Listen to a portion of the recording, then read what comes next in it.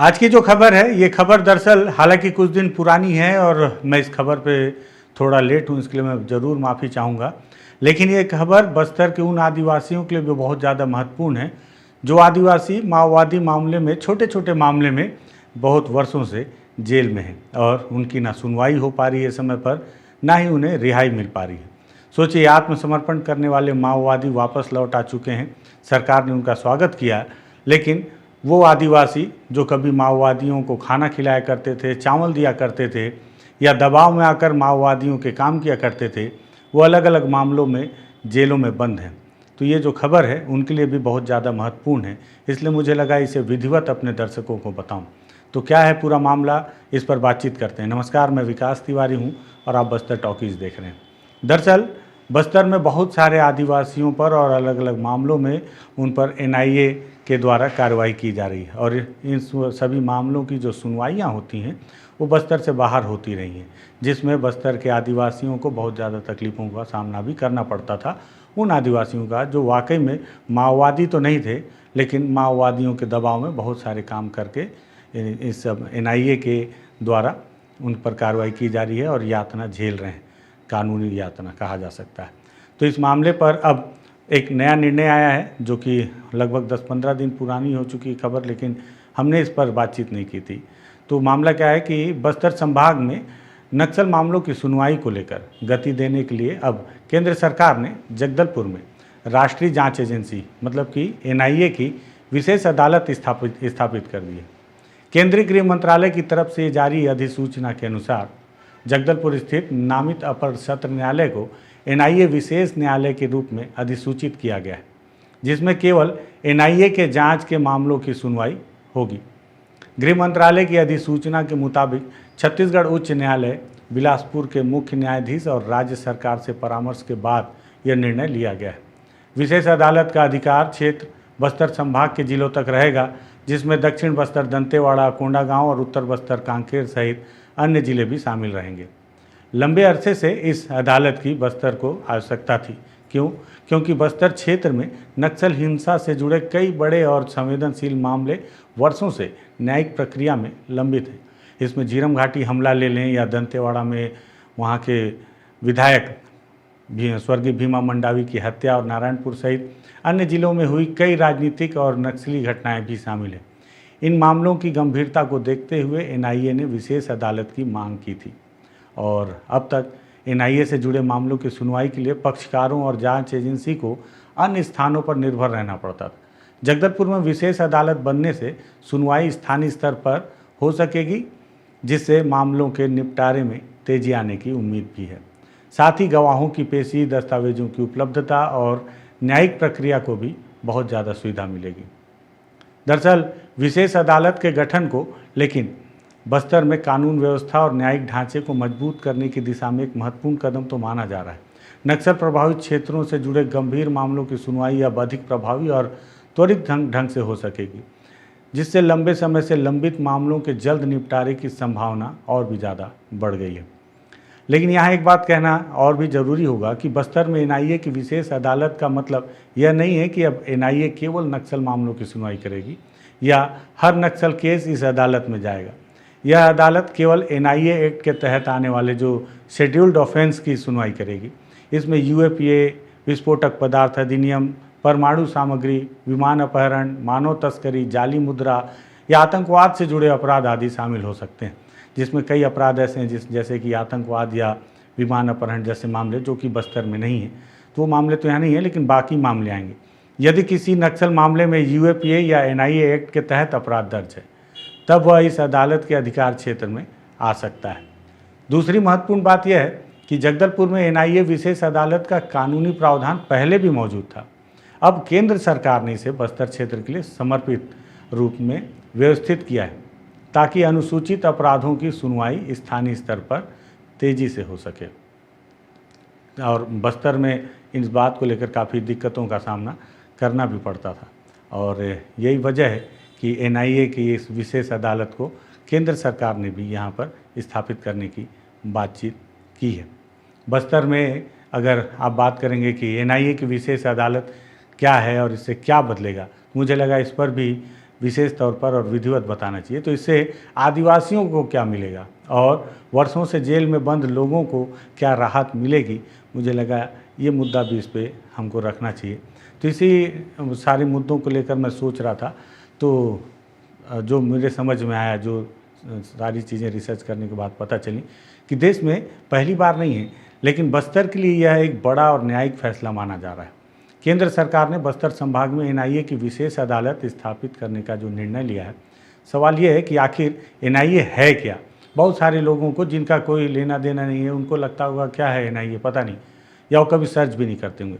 यह अदालत किन मामलों की सुनवाई करेगी, क्या इससे नक्सल प्रभावित आदिवासियों को न्याय जल्दी मिलेगा, और सबसे बड़ा सवाल, क्या वे आदिवासी जो छोटे छोटे नक्सल मामलों में वर्षों से जेल में बंद हैं, क्या उनको भी इसका फ़ायदा मिलेगा। यही सब सवाल को समझाने के लिए इस वीडियो को हम तैयार कर रहे हैं, क्योंकि जब केंद्र सरकार ने फैसला लिया है तो बस्तर के स्थानीय लोगों को भी इस बात को अच्छे से समझ रखनी चाहिए, और उनके समझ के लिए हमने इसको विधिवत बताने किया है। सबसे पहले मैं आपको बताता हूँ कि एनआईए क्या है।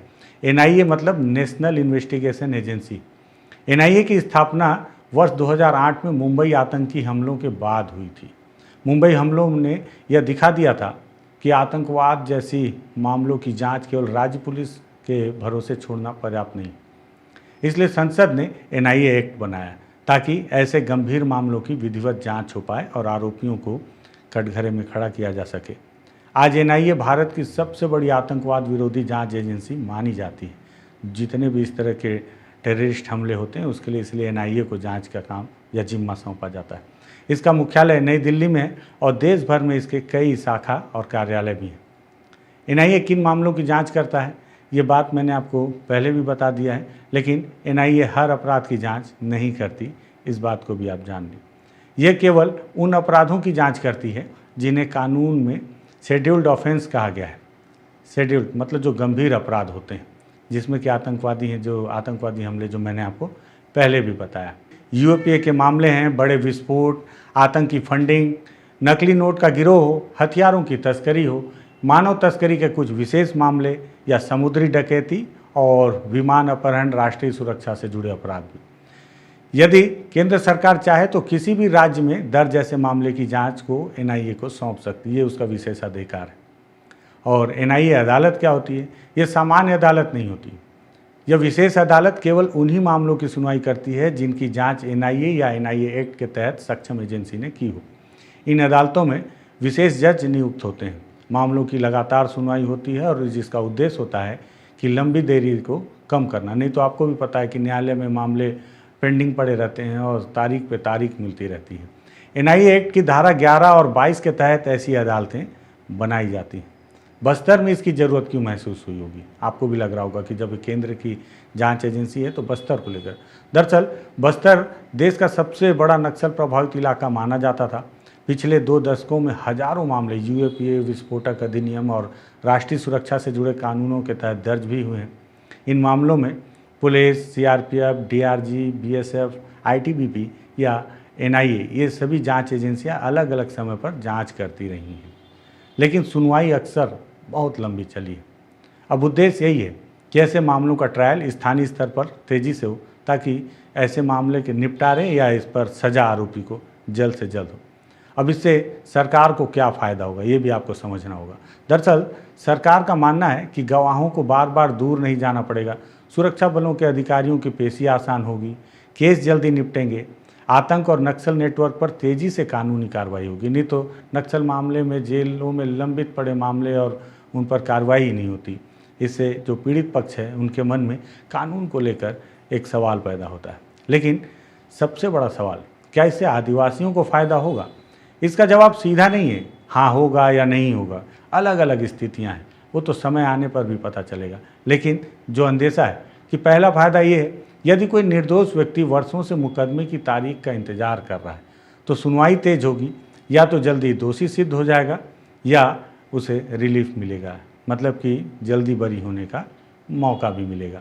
कारण ये है कि अगर आप जेल के अंदर अगर आपके पास जानकारी हो या किसी अधिकारी से मुलाकात हो, उनसे पूछिएगा, केवल तारीखों के माया जाल में फंसकर बहुत सारे लोग वर्षों से जेल में बंद पड़े हुए हैं। दूसरा फ़ायदा ये है कि बस्तर के दूरस्थ गांव के लोगों को रायपुर या दूसरे शहरों तक कम जाना पड़ेगा। नहीं तो अब आप सोचिए, बस्तर का आदिवासी रहता अंदर है, जानता कुछ नहीं है, लेकिन पेशी और इन सब पचड़ों में पड़कर उसको पता नहीं कहाँ कहाँ जाना पड़ता है। इससे उसका खर्च भी बचेगा, उसको यात्रा भी कम करनी पड़ेगी और उसका समय भी बचेगा।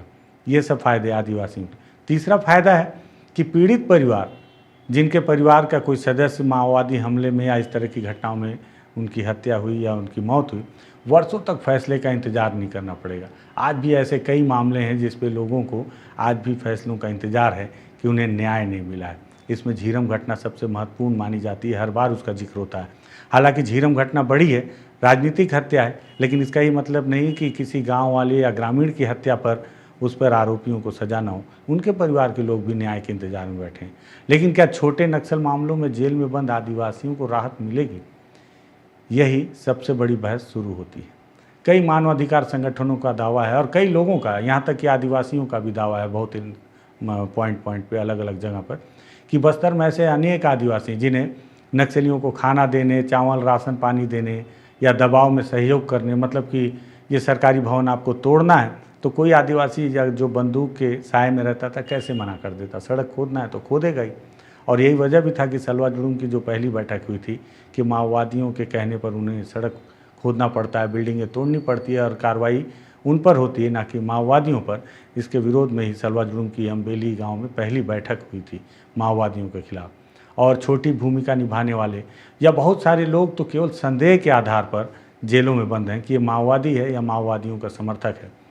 बीते दिनों अगर आप बहुत सर्च करेंगे तो बस्तर टॉकीज़ में हमने एक व्यक्ति का इंटरव्यू किया था, अबूझमाड़ में बोड़गा गांव का। वो व्यक्ति जो केवल 3 महीने किसी मेला में गया हुआ था, पुलिस उसे मेला से उठाकर ले गई, माओवादी मामले में उसे जेल में भेज दिया गया। 3 महीने के बाद बाइज्जत बरी होकर अब वो घर पर है। 3 महीने में उसके ऊपर इतना पैसे का कर्ज चढ़ गया रिहाई को लेकर कि उसकी पत्नी और उसने आज तक उसको झेला है। गिरफ्तार किया गया, ऐसे अलग अलग मामले पर गिरफ्तार किया गया हो और लंबे समय तक मुकदमे का इंतजार करते रहे। कुछ शोधों और कानूनी अध्ययनों में भी लंबी विचाराधीन कैद, कानूनी सहायता और प्रक्रिया संबंधी चिंताओं की ओर ध्यान दिलाया है। क्या एनआईए अदालत उनको स्वतः रिहा कर देगी? अगर आपके मन में ऐसा है तो ये भी गलत सोच रहे हैं, ये बहुत बड़ी गलतफहमी है। एनआईए अदालत किसी को स्वतः रिहा नहीं करती।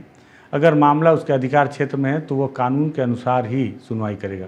मतलब जो लोग छोटे छोटे मामले में भी बंद हैं वो ये ना सोचें कि एनआईए की अदालत यहाँ खुल जाएगी तब उनको रिहा कर दिया जाएगा।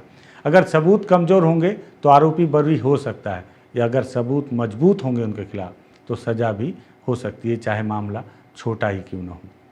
और तेज सुनवाई से तो राहत मिलेगी, क्योंकि जितनी जल्दी उन्हें तारीख मिलेगी या और उतनी जल्दी सुनवाई होगी। फिर चाहे हो सकता है कि उन्हें बरी कर दिया जाए या हो सकता है उन्हें सज़ा भी सुनाई जाए। अगर लंबे वर्षों तक ट्रायल चलता रहा है तो उससे उनको थोड़ी सी राहत तो मिलेगी। कई निर्दोष लोगों को भी जल्दी न्याय मिल सकता है, लेकिन इसका लाभ हर आरोपी को स्वतः नहीं मिलेगा। आरोपी है, सबूत है, तब तो भैया फिर सज़ा होगा। इसीलिए इस मामले की आलोचना भी है। कुछ कानूनी विशेषज्ञ और शोधकर्ताओं का कहना है कि विशेष अदालतें तभी प्रभावी होंगी जब पुलिस समय पर चार्जशीट दाखिल करे, अभियोजन मजबूत हो, आरोपियों को सक्षम वकील मिले, गवाहों की सुरक्षा सुनिश्चित हो। इसलिए मैं बोल रहा हूँ क्योंकि बीते दिन आपको याद होगा कि हमने अपने भाई मुकेश चंद्राकर को लेकर एक खबर दिखाई थी कि कैसे उनके गवाहों को लगातार पैसे का लालच दिया जा रहा है, उन्हें खरीदने की कोशिश की जा रही है। उसको लेकर कुछ ऑडियो भी थे और यही वजह है कि उन्होंने शिकायत भी दर्ज की थी। और अदालतों में पर्याप्त न्यायाधीश हों, वरना केवल विशेष अदालत बना देने से न्याय अपने आप तेज नहीं होगा। तो ये सारी व्यवस्थाएं भी सरकार को व्यवस्थित करनी होगी। बस्तर के लिए इसका बड़ा महत्व भी है।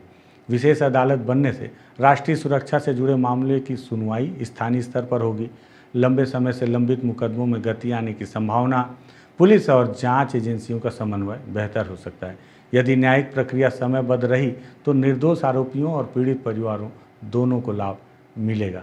और इसीलिए खास माना जा रहा है कि बस्तर में एनआईए की विशेष अदालत का होना बस्तर के लिए, बस्तर के उन आदिवासियों के लिए जो पीड़ित भी हों या उन आदिवासियों के लिए जो बेवजह नक्सल मामलों में वर्षों से जेल में बंद हों, उनके लिए ये लाभदायक है।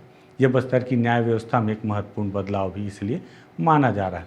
लेकिन इसकी सफलता इसी बात पर निर्भर होगी कि मुकदमों की सुनवाई वास्तव में तेज हो, निर्दोष आदिवासियों को समय पर न्याय मिलता रहे और दोषियों को शीघ्र सजा मिलती रहे, फिर वो दोषी कोई भी हो, और कानून का उपयोग निष्पक्ष तरीके से होता रहे।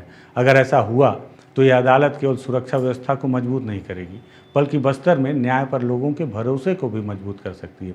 लेकिन यदि प्रक्रिया पहले जैसी धीमी रही तो केवल नाम बदलने से और ज़मीनी स्थिति पर बहुत बड़ा परिवर्तन मुझे नहीं लगता आएगा। एनआईए की विशेष अदालत अगर जगदलपुर में लगती है तो ये बस्तर के उन लोगों के लिए, ये वीडियो बनाने के पीछे मेरा मकसद भी यही था कि बस्तर में ये फैसला तो ले लिया गया, अदालत शुरू भी हो गई, लेकिन हो सकता है कि बस्तर के बहुत अंदर अंदर जो बंद हैं आदिवासी, उनके परिवार वालों को पता ही ना हो कि अब आगे क्या होना है, या उनके लिए कुछ फ़ायदेमंद सरकार ने ये योजना चालू की है या अदालत की ये योजना ही उनके लिए हर फ़ायदा, हर फैसला योजना ही होता है। लेकिन उनको पता है कि नहीं, ये इस बात को सोचते हुए मैंने इस वीडियो को तैयार किया है। अगर आपको भी लगे कि आपके शेयर कर देने से हो सकता है कि आपके ही माध्यम से इस वीडियो को बस्तर के आदिवासी या वो लोग जो बेवजह पीड़ित हैं, या वो लोग जिनके घर के लोग माओवादी हमले में मारे गए हैं लेकिन न्याय के इंतज़ार में उनकी आंखें पथरा गई हैं, उन तक ये जानकारी मिले तो शायद उन्हें उम्मीद की एक किरण दिखाई दे। उम्मीद की किरण तो दोनों ही तरफ है, जो बेवजह जेलों में बंद हैं वो भी, और जिनके परिवार माओवादी हमले में या माओवादी घटना में पीड़ित हैं वो भी, उन सभी को उम्मीद की एक किरण दिखाई दे। तो शेयर कर दीजिएगा इस वीडियो को आप भी, और बस्तर टॉकीज़ को सब्सक्राइब करना होगा कर लीजिएगा। धन्यवाद।